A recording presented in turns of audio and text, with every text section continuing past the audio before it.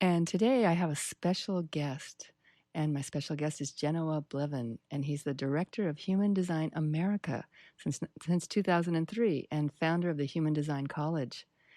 And he has been involved in human design for about 18 years now. Wow. He teaches many varied human design classes from beginner to advanced professionals and is currently here on Kauai. So happy to have you here. Well, it's really fantastic to be here. Yeah. I love radio, so it's very, very special. And we're so lucky to have a radio station like this. We are. KKCR is so amazing to be able to have guests on that come from every genre and to share what you have to share. It's so wonderful. And it's really very special, this piece that you just shared with us about really confronting where does our authority come from? Yeah. And how do we exercise that authority? It's also the foundation stone of the human design system.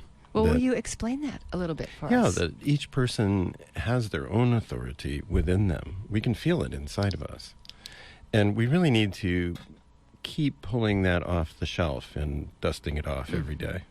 Because like anything that's really bright and shiny and precious, it accumulates tarnish.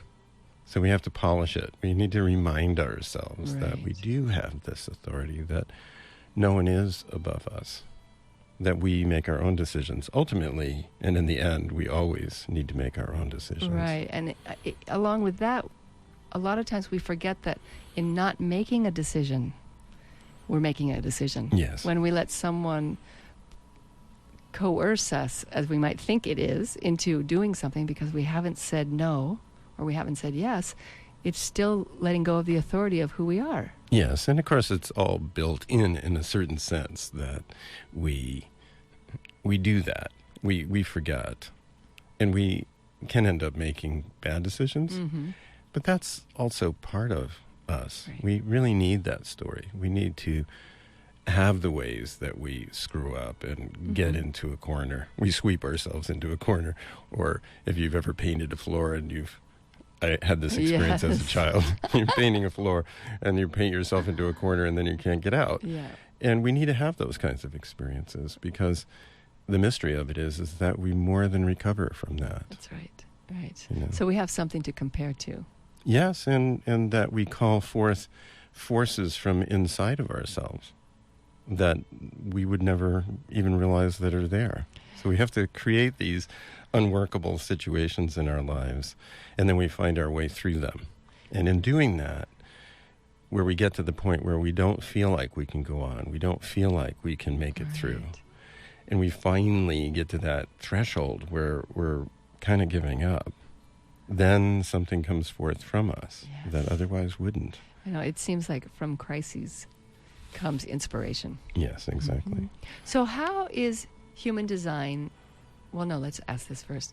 How did human design come into being, and how did you get involved in it? Well, I got involved with it because the person who received the human design as a transmission in 1987 came to the United States to begin teaching in 1992. And he happened to just come to a small town that was near to where I live. Oh, really? Yeah. Oh, how funny. I never heard this story. Yeah, and there was a person who was one of his direct students who was a neighbor.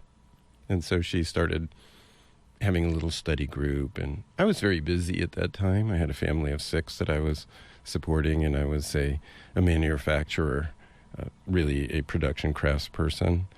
And so I was really busy, and I was working really hard, and I was an astrologer, but I felt like I knew enough.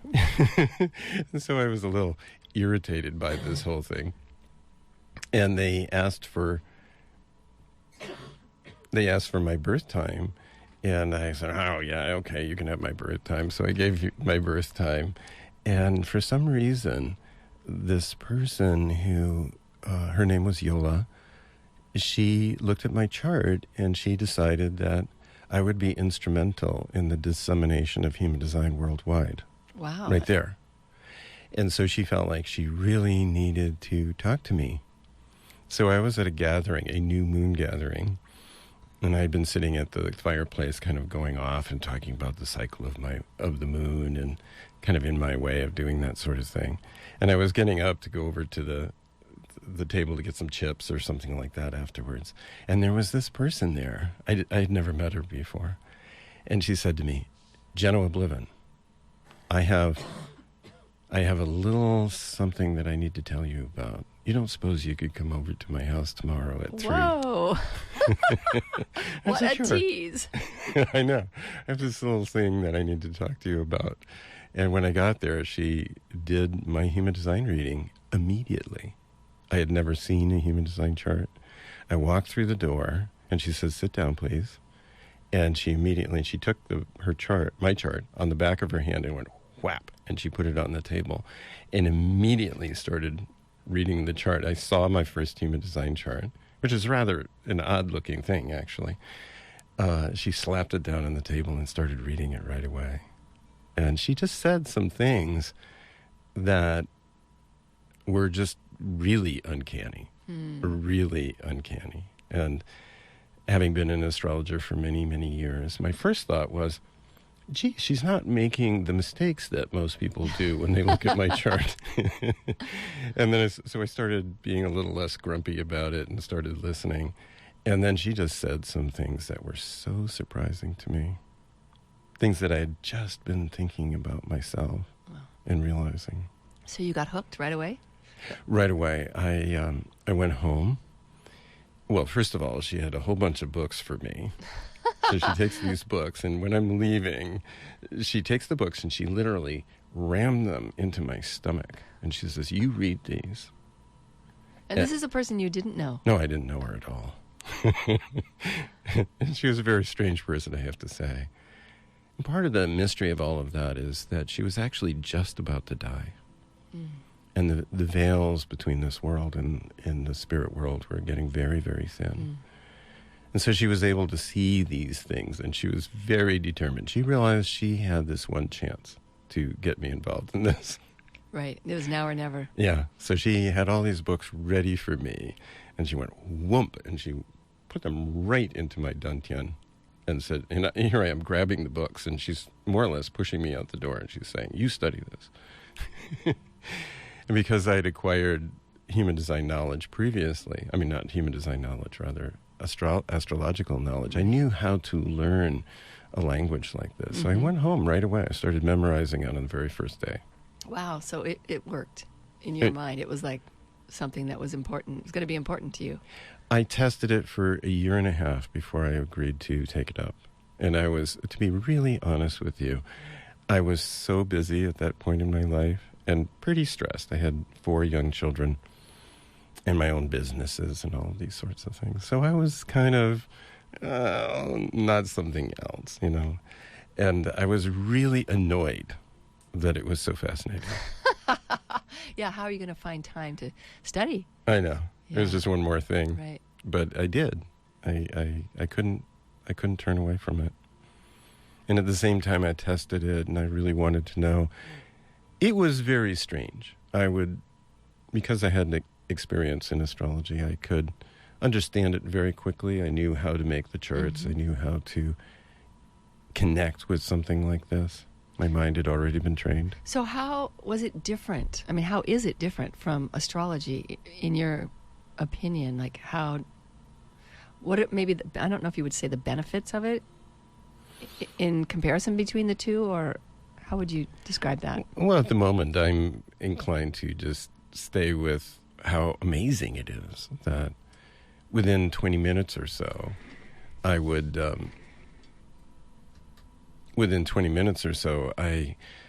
be doing these charts with people that I knew, and then I would look at the relationship, and I'd go into it pretty deeply, and I'd realize that I could see printed in a book the very issue that it had taken me 15 years or even 20 years to come to the point of understanding those issues in that relationship myself. So there was what was going on in my life right in front of me, printed in black and white in a book. I'm going, like, how is that possible? Really, how is that possible? It was amazing. It was totally mind-blowing, actually. No, I couldn't ignore this. Right. So then did you meet Ra? Oh, yes, of course. Did that happen right away in the beginning? Oh, no. At least a year and a half later. Okay. I had been studying quite deeply for quite a long time. And I'm not inclined to accept people as my leader. Right. Back to your theme. Right. It's just not my nature. Right. And the thing about Ra that was so interesting is that he would accept no followers. See, I knew what I was going to talk about today would flow right into what we're talking about. Yeah. He was very much into, don't trust me, don't believe what I say. Here you are at this kind of meeting that I probably wouldn't come to myself. And you're listening to a guy that I definitely wouldn't trust if I were me.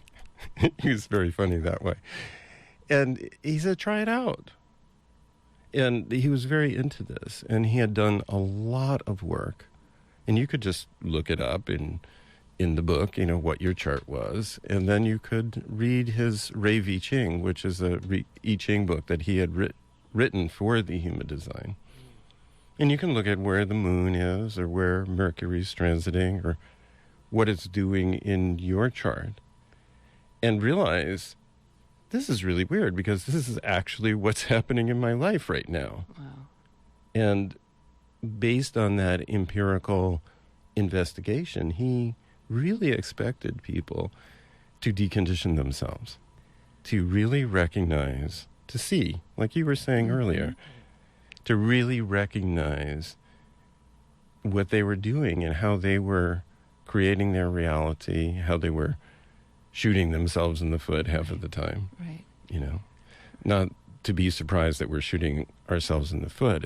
What's really surprising is that we have any ammo left.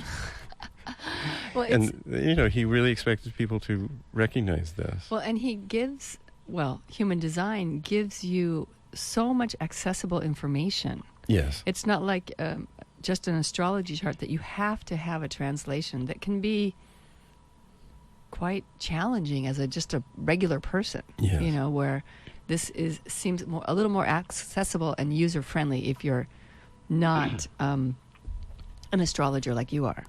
Well, that's just it. The charts. Well, first of all, when you look at the chart, you see this outline of a person. And then inserted into this outline of the person, you have 9 geometric shapes, which stand for energy centers. And then there's all these pathways between the centers, which we call channels. And so you can see how those centers are communicating with each other. And the thought occurs to you right away, oh, this is about energy. This is about the aura. This is how the aura's connecting with other auras. Right. And actually what it's about is how we make decisions on another level of consciousness. We think we make decisions with our mind. Right. But actually, this energy body of ours is making this decision. And it's happening within the energy. It's happening on a level of consciousness that most of the time we're not aware of. Right. So in a certain sense, all of this information that human design gives you are just little keys. They're keying you in. Oh, notice this. Take a look at that. And then you begin to notice it in your life. So really what it is a way to catch up with yourself. Oh, that's a great way to put it. And I just have to do a little break for a moment here. You're listening to KKCR Hanalei, KAQA Kilauea. That's 90.9 Hanalei, 91.9 FM Island-wide, 92.7 Anahola Moloa'a. And you may be listening worldwide at kkcr.org. So I'm talking with Genoa Bliven, and it's Transformational Tea with Taj. We're talking about human design.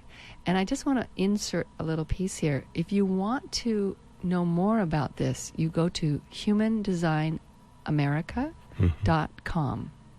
And if you want to get your chart, if you've never done this, you can get a free chart by putting your information in. And is that on the same website? Yes. Human Design America, and you click on free rave chart. Yes, exactly. So that even while we're talking, if you're sitting at home, you actually could do that right now and see what he's talking about. So you would need to, or you need to know, obviously, your birth time and your birthday on top of that. But then you also need to enter in where you were, small as you were at that moment. Yeah. Where were you born? Uh-huh. Yeah. And you just put in that basic information, and a few seconds later, boop, the chart pops up on the screen. So just in case, and if you can't do it now, you can write it down. It's humandesignamerica.com. Okay, so those centers, I know a little bit, and we have been working through a 7-centered chakra system for thousands of years, and this is based on a 9-centered system. Where did this shift start, or who saw there were 9 centers, and can you tell us a little bit about the difference? Well, the thing is that the human design came as a revelation. It's just something that happened. Okay. Really happened to somebody who isn't really into this sort of thing. And he just comes home one night, and it's all very mysterious, and the story is very intense, but there was a voice that said, "Are you ready to work?" And he said, "Yeah." And then the transmission began to happen. And the transmission went on for 8 days and 8 nights straight, where he was taken into a state where he couldn't even feel his own body, but was able to hold a pen somehow and to guide himself visually to be able to hold the pen, and learn how to write. So he wrote a lot of what he was being told down. But the first thing is that he saw the body graph, this picture, come out the end of his pen. Wow. He was being told how to draw it. And so he wasn't into astrology? He was actually so he was into some of astrology these, to a degree. Right, Mm-hmm. some of these things. That's great. So it wasn't like completely brand new. Well, yeah, the nature of that story shifts in various ways, but yes, he had some knowledge of astrology. Great. Mm-hmm. Great. Wow. So the 9 centers came out the end of his pen. Oh, okay. All of human design came out of this man's pen. And amazing, because it's an amazing, amazing system. It sprang full-born into the world. In fact, it's the only system of cosmology that has emerged during recorded history. Wow. It's a complete system of cosmology that actually synthesizes these 4 ancient systems into something new. So the I Ching in human design and the Kabbalah in human design, the Hindu chakra system in human design is actually metamorphosed. Mm-hmm. It all emerges from a level of consciousness where all those things are the same thing. And it's also connected to modern genetics and the relationship of the I Ching to the genetic code and to modern astrophysics. It all came out as this thing. And Ra thought, he was a very unusually brilliant and gifted man. He thought up to that point he was the smartest person in the world. He had also a very strong ego for us. Mm-hmm. But when he met this energy, whatever it was, he felt like, oh, now we have a little perspective on that. Yeah. So it is, in a certain sense, perfect in that there is this geometry behind it and all of these very precise measurements. But at the same time, human design isn't in the world to give you answers. Yeah, what is it for? That's a powerful question, and also one of the things that I've heard people say about it being an experiment. Yes, exactly. So can you put those two together? Well, one way of saying that is that the human design doesn't give you answers. It asks you all the right questions. And there's no way to answer those questions except to answer them yourself. Right. So it points you in the direction to look and asks you these really poignant questions that you really need to go deep within your being, into your own felt sense of who you are. Oh, so the human design says that I have my own authority. And here it is on the map. This is what that authority is. It's in this particular center, which operates uniquely for you. Right. There is no two that are alike, correct? Exactly. And this gets back to your other question of what is the relationship of the 7-centered chakra system and the 9-centered chakra system. Well, that has to do with the fact that we're evolving beings, that we're changing. And one of the characteristics of human beings is that we're evolving very rapidly. If you go back into the fossil record and you find the evolution of a wolverine as an example, or even a more extreme example would be a shark, they've been the same for hundreds of thousands of years. In the case of the shark, millions of years, virtually no change at all. But if you go back in the fossil record for human beings, 3.5 million years, and then 1 million years, and then 100,000 years, we're going through rapid evolution.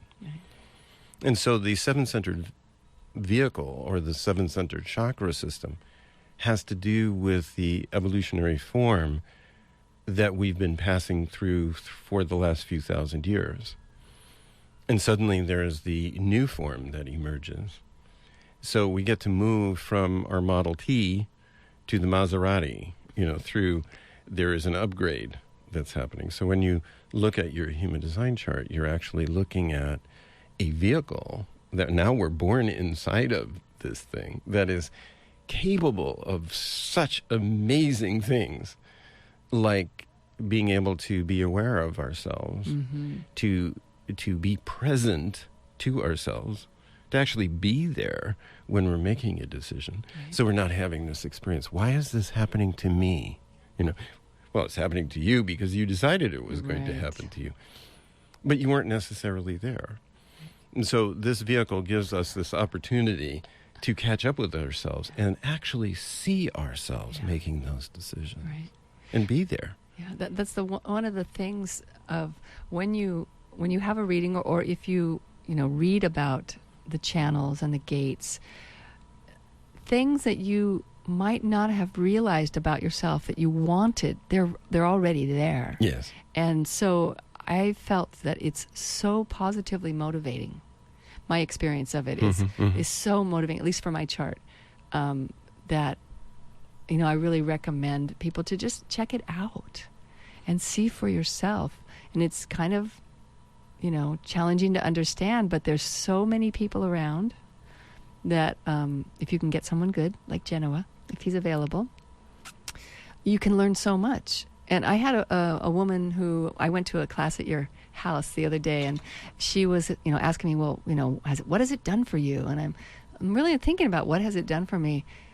It actually empowered me in parts of myself that I know that I just wasn't accepting completely. The loving parts, the powerful parts, it was really quite amazing having that support. Yes, well, certainly. And when you look at the chart, you'll see parts of it that are colored in and other parts of it that look like they were left unfinished. Right. Well, those parts are where you're open to other people through those parts that are still colored in white. That white color is really a symbol for transparency. We couldn't figure out how to color it transparent. Right. So this is where other people come into your field, into your energetic field. So the white parts are where you experience other people and what you need to make decisions about. But the colored in parts are the way you have within yourself to make decisions. Right. Now, if you go a little bit more deeply into that, when you look at your human design chart, you see that every time there's a colored in center, they're always colored in pairs because there's a channel that runs between them. And these channels are something very, very special. What happens is each end of the channel is activated by the positions of planets, either at the time that you were born or a time during your gestation, because we synthesize 2 charts in the body graph. So the gates on either end of that channel get stimulated and they open. So you can just visualize these gates opening, and a flow of energy and information begins to happen between them. And then all bets are off. That's when creative energy is coming into the world through you. So there's a place where the universe is wired through you. So in order for the universe to evolve, it needs you to do that. And then That's a powerful thought right there. Yeah. That people can really actually gravitate to and hold themselves as being important, Yes. being in the world at all. Yeah, it's like when we were born, we had this kind of special feeling about ourselves. We came here for a reason, Yes. And then everybody else was being very well-meaning, of course, but they were busy telling us that we should be like them. And then we went to school, or we went to church, or wherever we went, and people always were saying, well, don't do it your way, do it our way, or my way. And all well and good. They had their concerns for us, and they needed to protect us, and so on and so forth. But at a certain point, we come back to this realization that we have our own way of doing things. And within these channels, we have true creativity. We call it quantum intelligence. It's a kind of intelligence that goes so far beyond the mind that the mind will never understand it. Mm-hmm. It's not comprehensible with the mind. That's why in human design we have something called an energetic strategy. Well, that energetic strategy is an energy. It's something that you need to perceive within yourself, like you did when you were a young child. Mm-hmm. And you could feel this purpose, this meaning, why you were here in the world. And what that means is that those channels, that creativity within you, that quantum intelligence, has its own way of expressing itself.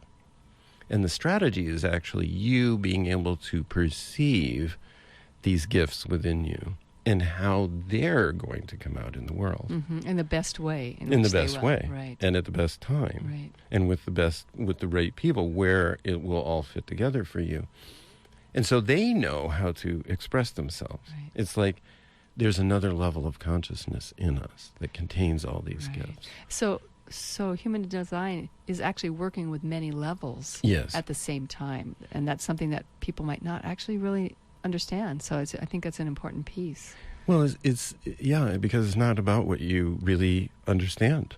It's about what you do and whether you can cooperate with yourself on an energetic level. First of all, whether you can get back to yourself on an energetic level, whether you can align with these intelligences that are these strengths, you might say, or capacities, these gifts, and they're innate. They're already within us. Yes, they're there.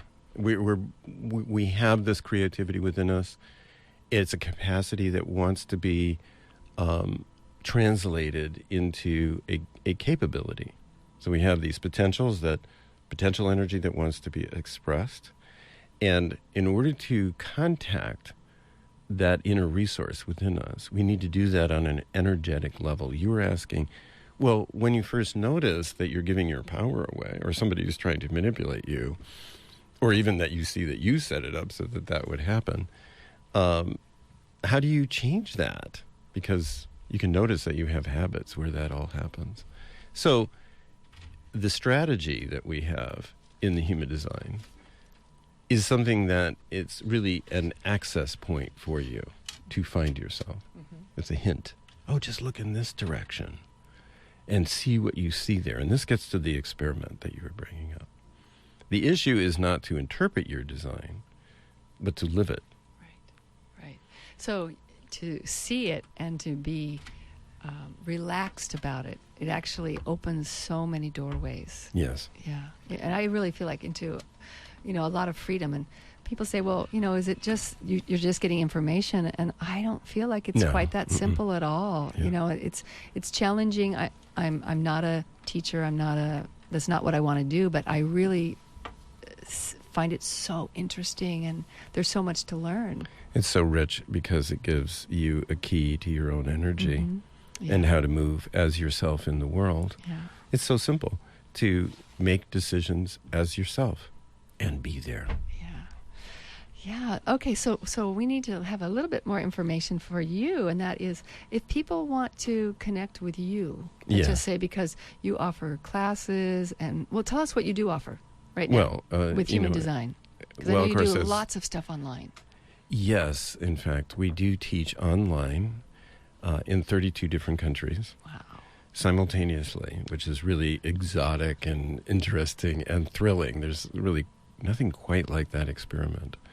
And the thing is that the online environment is really warm and very close. People become really good friends through this classroom. You can have the slideshow, and we're drawing. You circle things and point to them in the slideshow. Oh, so it's interactive. It's very interactive, and there's the chat panel where all the people can talk to each other. There's audio back and forth. Right. People in Japan and people in Eastern Europe and Israel. Awesome.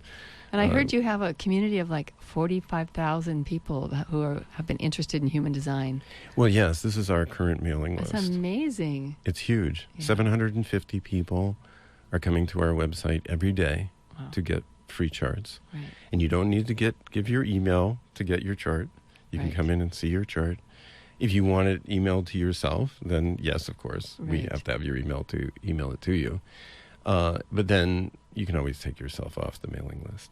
So, yeah, and it is a real community. Yeah. It's people who are shifting in their energy. It's like dropping down into themselves and coming home to themselves and realizing that you have such gifts that it's very important that you live your life. The world needs you to express yourself.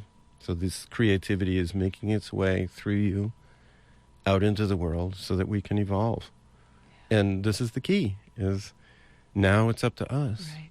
We're not going to be swept along anymore. Right. It's up to us to create it. And I think the system really helps support us to be who we really are in a big way. Yeah, in a really it does. big, beautiful way. It really does. Yeah. And you can tell in the classes there's this shift in energy. Yeah.